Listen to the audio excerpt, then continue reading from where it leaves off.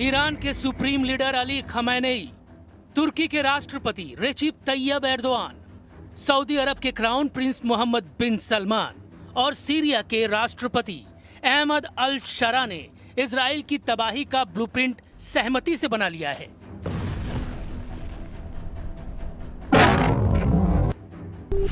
Israel के सबसे बड़े, सबसे कट्टर, सबसे ताकतवर दुश्मनों का ग्रुप बन गया है। ये सभी लीडर नेतन्याहू की टेंशन 100 गुना बढ़ाने जा रहे हैं।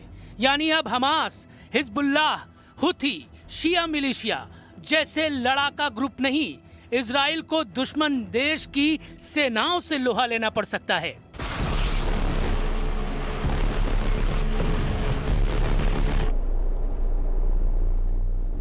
इजराइल के हमलों की रफ्तार जैसे ही मध्यम पड़ती है, उसके दुश्मन सिर उठाने लगते हैं। नेतन्याहू जैसे ही घरेलू मसलों में उलझते हैं, इजराइल के दुश्मन हाइपर एक्टिव हो जाते हैं, क्योंकि ईरान समर्थित लड़ाका ग्रुप इजराइल को दहलाने की ताक में है। इस बीच इजराइल के सबसे कट्टर दुश्मनों के विस्फोटक गठबंधन के सिग्नल मिल गए हैं। इजराइल से बदला लेने के लिए 3 ताकतवर देशों ने नया वॉर प्लान बना लिया है। नेतन्याहू से हिसाब बराबर करने के लिए ईरान ने ऐसा चक्रव्यूह तैयार किया है जिसकी काट प्रेसिडेंट ट्रंप के पास भी नहीं है, क्योंकि अब इजराइल के खिलाफ ईरान के साथ तुर्की ने हाथ मिला लिया है। इजराइल से टकराने के लिए सऊदी अरब ने ईरान तुर्की का गुट ज्वाइन कर लिया है। इजराइल से अपनी जमीन छीनने के लिए ईरान, तुर्की, सऊदी अरब के गठबंधन में सीरिया भी शामिल हो गया है। अभी तक इजराइल को अपनी ताकत और हथियारों से निशाना बना रहे तुर्की और सऊदी अरब ने ईरान से अचानक हाथ कैसे मिला लिया?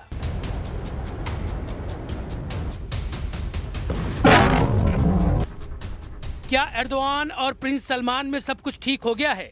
क्या मुस्लिम वर्ल्ड के खलीफा का मसला सुलझ गया है, या फिर इजराइल की किसी बड़ी तैयारी का पता उसके दुश्मनों को लगा है? खबर विस्फोटक है। खबर ने ट्रंप को अलर्ट कर दिया है। सुपर पावर ने इजराइल को बचाने के लिए मिशन भी शुरू कर दिया है, क्योंकि इजराइल बड़े संकट से सिर्फ कुछ दिन की दूरी पर है। उसे चौतरफा घेर कर सबक सिखाने का ऑपरेशन 4 हेडक्वार्टर से शुरू हो गया है। ईरान के विदेश मंत्रालय के प्रवक्ता इस्माइल बघाई ने इजराइल पर पश्चिम एशिया में युद्ध भड़काने के आरोप लगाए हैं। ईरान ने फिलिस्तीन, लेबनान और सीरिया में इजराइल के हमलों को एक तरफा युद्ध बताया है। ईरान ने दावा किया है इजराइल ने युद्ध समझौते की सभी शर्तों की धज्जियां उड़ा रखी हैं। اسرائیلی به هیچ وعده و قولی وفادار نیست. صرفاً از این فرصت استفاده کرده برای حملات بیشتر علیه لبنان، برای ترور شخصیت‌های لبنانی، برای کشتن شهروندان لبنانی. رژیم صهیونیستی ईरान अचानक ही हमलावर नहीं हुआ है। ईरान ने फुल प्रूफ प्लान बनाकर इजराइल को उकसाने वाले बयान देने शुरू किए हैं। ईरान ने इजराइल के साथ ही अमेरिका को भी ग्लोबल थ्रेट बता डाला है। نه تنها امنیت و ثبات کشورهای پیرامونی، بلکه توسعه و رفاه اقتصادی شهروندان اون کشور را هدف قرار داده.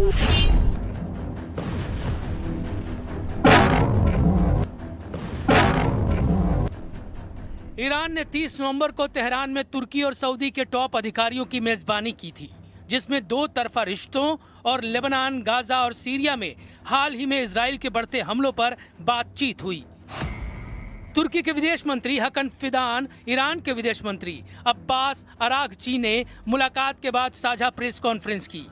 इसी दिन सऊदी अरब के राजनीतिक मामलों के डिप्टी विदेश मंत्री सऊद अल सती तेहरान ने अरागची से मुलाकात की थी। बैठक के बाद तुर्की और ईरान ने इजराइल को लेबनान और सीरिया में हमले बंद करने की चेतावनी जारी की। نقض مکرر آتش بس در غزه و حملات اخیر رژیم صهیونیستی به لبنان و سوریه نشان می‌دهد که این رژیم نقشه‌های بزرگتری برای بی‌ثبات کردن منطقه دارد. وظیفه کشورهای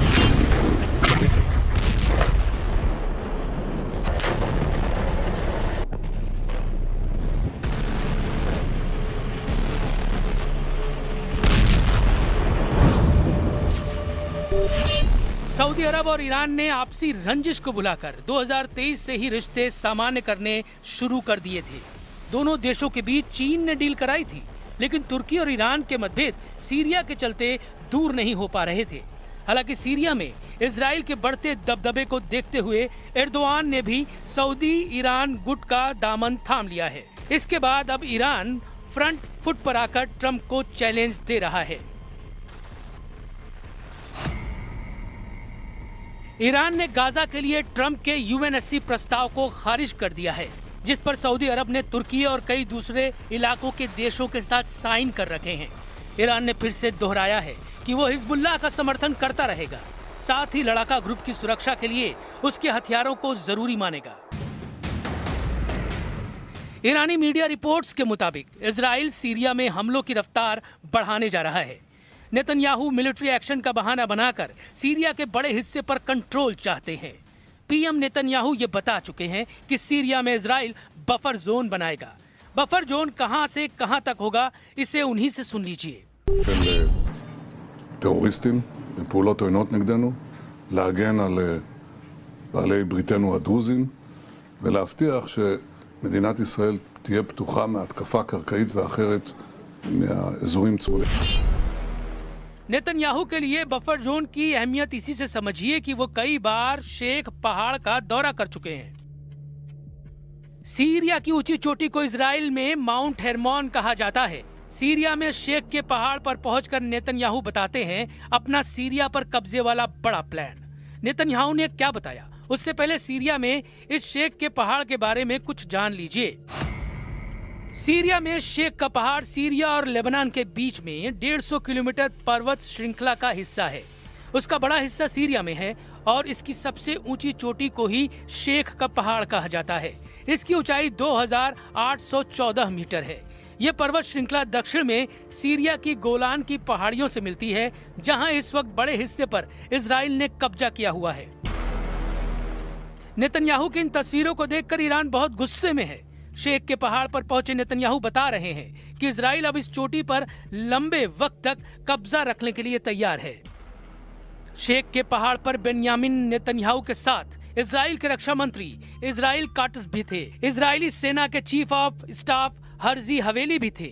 खुफिया एजेंसी शिन बेत के चीफ रोनेन बार भी आए।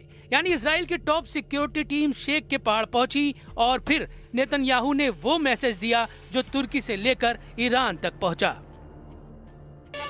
אני פה בשיח חרמון עם שר הביטחון, הרמטכ"ל, אלוף פיקוד צפון, ראש השב"כ ומפקדים בכירים. אנחנו פה בחיתוך מצב כדי להחליט על היערכות ישראל במקום החשוב הזה עד שימצא סידור אחר שמבטיח את ביטחון ישראל. सीरिया के इस पहाड़ पर इजराइल की टॉप सिक्योरिटी टीम का आना इसलिए मुमकिन हुआ क्योंकि राजधानी दमिश्क में जुलानी आ चुका है। अबू मुहम्मद अल जुलानी पर तुर्की के राष्ट्रपति का हाथ है। यही वजह है कि इस वक्त सीरिया ऐसा वॉर थिएटर बन चुका है। एर्दोआन की बड़ी ख्वाहिश है कि अखंड तुर्की बनाया जाए, सीरिया के उन इलाकों पर कब्जा किया जाए जो ओटोमन साम्राज्य के दौरान उनकी जद में रहे हैं। इसमें सीरिया के इदलीब, एलेप्पो, दमिश्क और रक्का जैसे शहर हैं जिन पर एर्दोआन की नजरें गड़ी हुई हैं। ये चारों शहर इस वक्त एर्दोआन के एजेंडे में हैं और लगता है कि सीरिया के इन शहरों के लिए तुर्की अब इजराइल के खिलाफ फिलिस्तीन वाला मोर्चा भी बंद करने के लिए तैयार है। इसमें कोई शक नहीं कि शेख के पहाड़ पर नेतन्याहू सैर करने नहीं पहुंचे थे। इजराइल को गोलान की पहाड़ों पर कब्जा हटाते ही सभी दुश्मनों से घिर जाने का खतरा है। इजराइल पर संकट आया तो अमेरिका क्या करेगा, ये जग जाहिर है। प्रेसिडेंट ट्रंप ने ईरान को संदेश बहुत पहले ही दे रखा है कि उसने ब्रांड न्यू B-2 बम वर्षक बनाने शुरू कर दिए हैं। And they did it in the dark of night with no moon, no light, no nothing. Early in the morning they attacked. You couldn't see a thing, and every single bomb hit its mark. Every single bomb. The Atomic Energy Commission said it was total obliteration. Remember when some of the fake news tried to say, well, maybe it wasn't as bad. Well, it was much worse than anybody thought. And I want to thank those pilots and all of the mechanics and all of the people that serviced and worked on the B-2 bombers. Israel तब तक अजेय है जब तक America साथ है। Israel तब तक बेखौफ है जब तक ट्रंप का साथ है। लेकिन ट्रंप के लिए मुश्किल ये है, नए इजराइल विरोधी गठबंधन में सऊदी अरब और तुर्की शामिल हैं। ये दोनों अमेरिका के पार्टनर कहे जाते हैं। ऐसे में ट्रंप के लिए इजराइल का बराबर साथ दे पाना मुश्किल लग रहा है। मुमकिन है ट्रंप सिर्फ ईरान को दहलाकर क्लियर मैसेज दें, जैसा उन्होंने फोर्दो और नतांज में B-2 बॉम्बर से धमाका कर किया था।